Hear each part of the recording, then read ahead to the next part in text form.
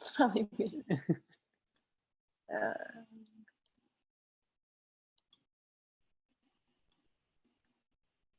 All right, welcome into another live Patriots Q A. I'm Sierra Goodwill here with Evan Lazar. We're going to let a couple people trickle in here as we get ready for your Patriots questions. Feel free to drop them at any time in our live stream. I'm going to make sure that this doesn't echo on us like the last couple of times. Okay, we're all set. We're figuring it out. We're figuring it out as we go. We'll get better as we continue to do these Q&As.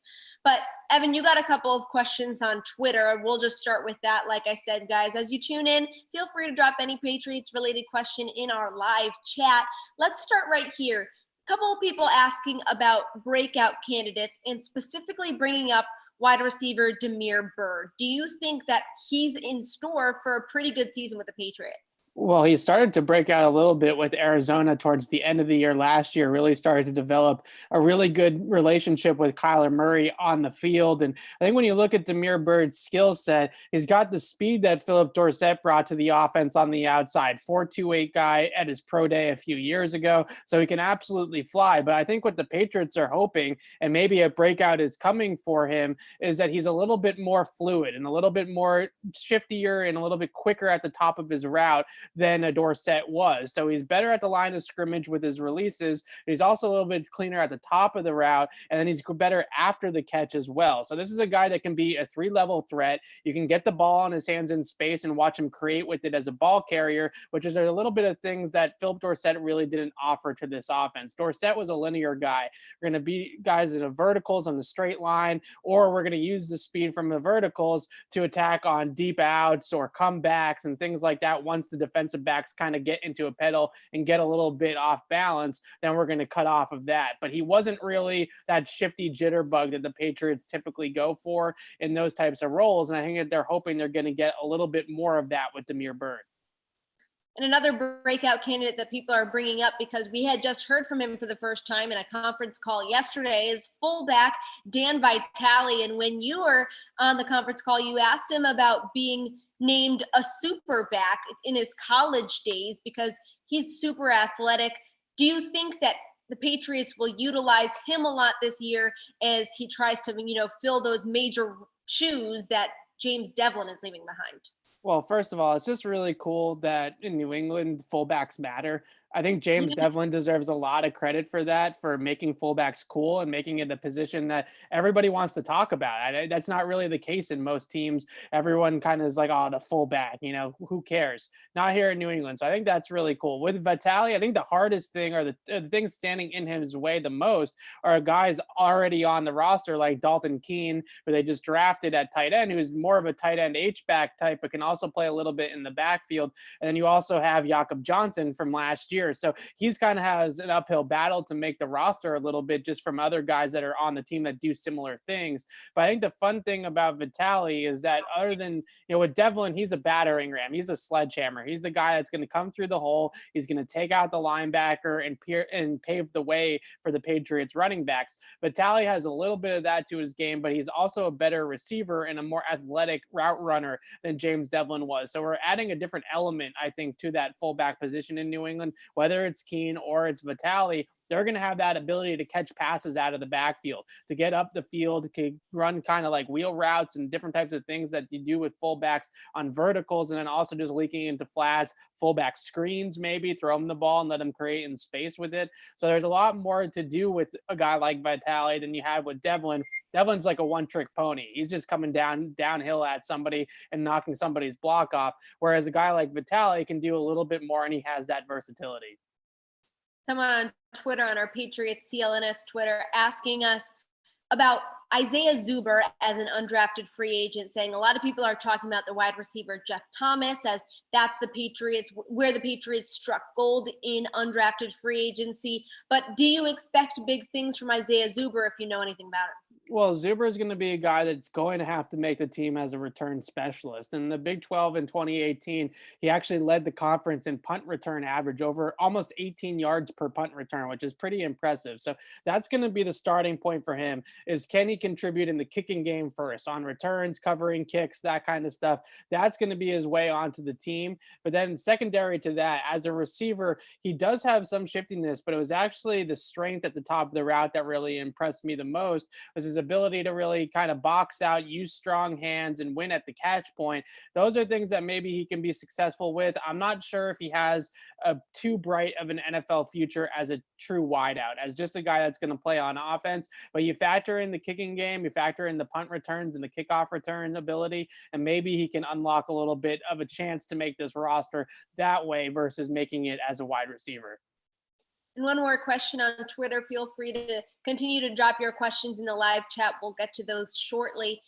One person asking about the quarterback situation, and instead of kind of trying to swing and hit on a draft pick this year, obviously the Patriots not choosing to go that route, do you think it's the right move to see what you have in Stidham this year, and then maybe with money next year that you acquire in free agency, trying to go out and sign a veteran quarterback then in terms of a Watson or a Rodgers, if you don't like what you get out of Stidham? Well, I think to me, I would have drafted another quarterback because I never feel safe at that position. I just want as many guys with upside, with starter caliber talent that you can really push whoever it is that is the starter, Jared Stidham in this case, or even just be a security or an insurance policy to Jared Stidham. So I would have personally drafted a quarterback, but they didn't. And they went out and they got two guys in undrafted free agency. I think offered them a little bit of that. Jamar Smith certainly, I think, offers them a little bit of starter upside with his talent.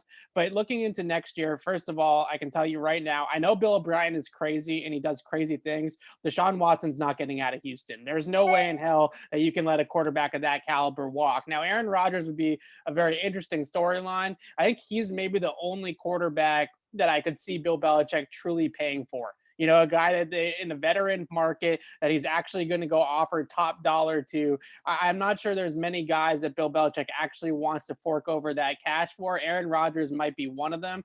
I don't think it's going to happen, but I'm just saying if it were to happen, if he were to come available, it's far more likely that Belichick will pay an Aaron Rodgers than, let's say, like a Teddy Bridgewater or someone of that nature, where it's really doesn't make too much sense. I think the Patriots are looking forward from a team building perspective of having a quarterback on a rookie contract. So they can then go ahead and free all this cap space up by 2021 and go on a spending spree and really bring in some talent around Jared Stidham and kind of go with the Rams model or the Chiefs model where they've had with Goff and Mahomes. Go around that quarterback's rookie deal to build up the roster around him and make another run at the Super Bowl. I think that that's really where their head's at right now, not really so much on adding a veteran quarterback or paying an expensive quarterback. Well, this next question is definitely a thought-provoking one, so it might be putting you on the spot a little bit here, Evan.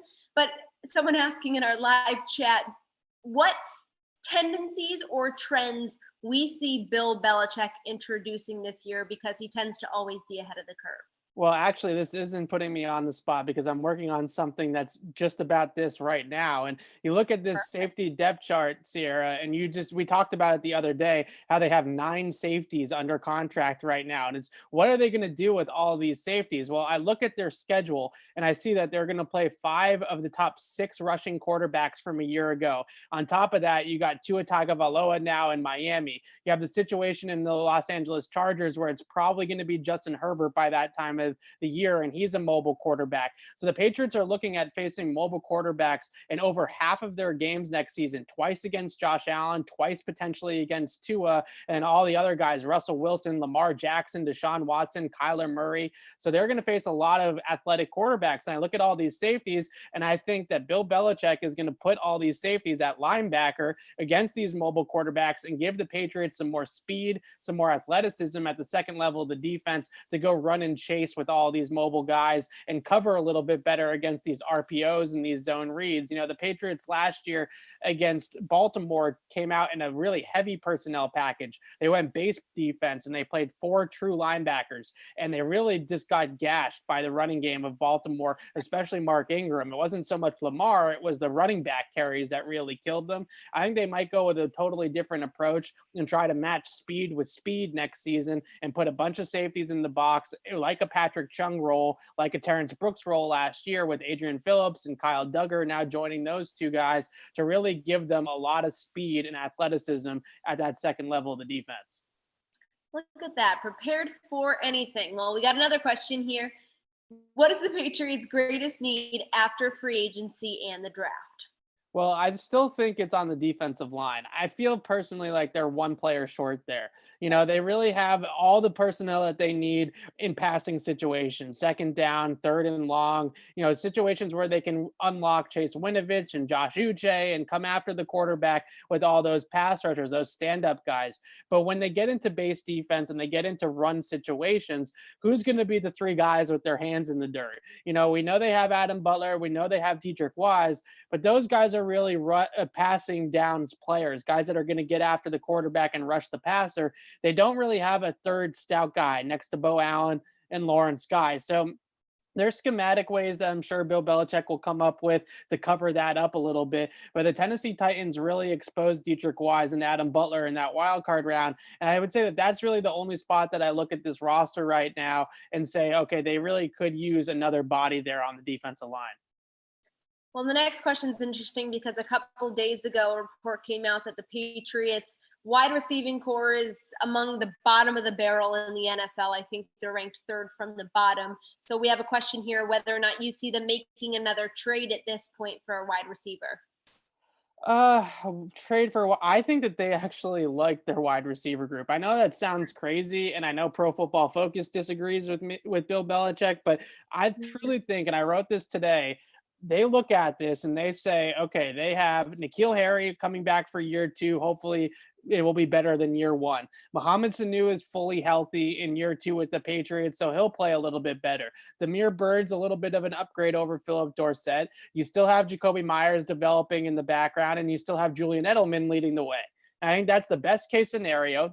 Everything's rosy and peachy when you look at it from that perspective.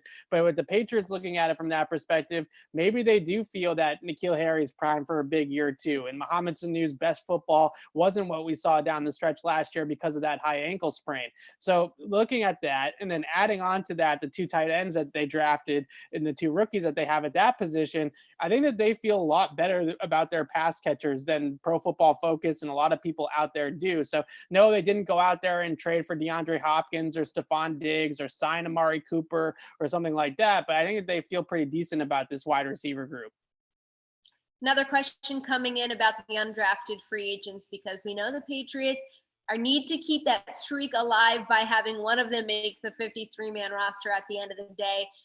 The question is regarding specifically the defensive UDF phase and whether or not you see one of those players making the 53-man.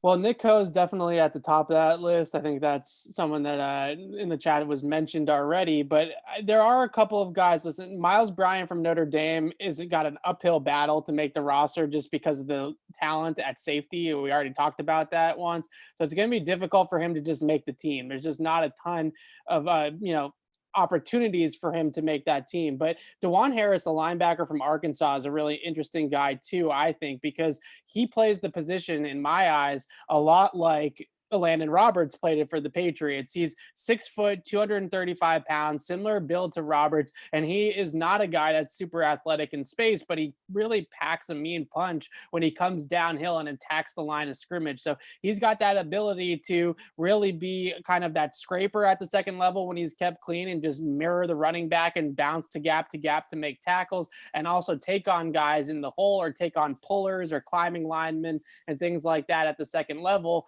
that he has that ability to play on first down and stop the run. So DeJuan Scooter Harris is his nickname. I think that he has a chance to really make this team looking at the linebacker depth chart, especially inside linebacker, isn't really as deep as it was last year with Jamie Collins, Kyle Van Noy, Landon Roberts now elsewhere. So look for Harris to maybe compete for a roster spot as well. Well, we're getting a lot of Dan Vitale love in the chat here. We know the Patriots addressed their tight end needs with Devin Aussie Aussie and Dalton Keene in the 3rd round of this past draft. But someone in the chat saying that Vitale looks to have a lot of like an Aaron Hernandez athletic profile. Do you think he has any sort of crossover role? No, listen, I don't want to pick on whoever asked that question, but we do need to stop with the Aaron Hernandez comparisons because really there's only one Aaron Hernandez. The guy was really unique. I watched some of his tape for that piece that I wrote about the tight end duo, and I went back to 2011 and watched Aaron Hernandez play to kind of remind myself of it. And the quickness that he had and the change of direction skill that he had at his size is not easily replicable by anyone. Now, Vitale is more of a straight line speed type of guy. He's not going to be in there changing directions and running little option routes on the inside like Aaron Hernandez did. He's more of a fullback option that can get up the field and get downfield and create opportunities in that way with scheme and with his speed. So he's a versatile guy. He can do a bunch of different things, line up on and off the line of scrimmage, but let's cool it with the Aaron Hernandez comparisons. I don't even think Dalton Keene is going to get to full Hernandez. I don't think that he's fully that kind of athlete either. The Hernandez and Gronk duo was just, that's something that I don't think we're ever going to see again. One little fun note on Dan Vitale, because he's getting a lot of love recently. He is an athletic freak, and of course, he trains like one. He has his own push-up challenge where he did 17 push-ups a minute on the minute for a full hour. Now, when I first heard that, it doesn't seem like crazy, but when you try it, try just 5 for a full hour. It's insane that he did that. So in the conference call the other day with Patriots reporters, you could see his pull-up bar behind him. So definitely a huge build, a really, really athletic guy, but we can put those Aaron Hernandez comparisons to rest. Yeah, Another he tested question in the 99th percentile. Sorry to interrupt you. He tested in the 99th percentile at the combine a few years ago, and a lot of people look at him. Aaron Rodgers actually said this. Look at him and see workout warrior, just a gym rat. Just a guy that's just absolutely built out of his mind and is great on the bench press. But then you put the pads on, you get him on the field, and he's not very fast, right? He's a little bit kind of sturdy and kind of stiff, and that's not Vitale. He's got good athleticism on the football field as well as in the gym.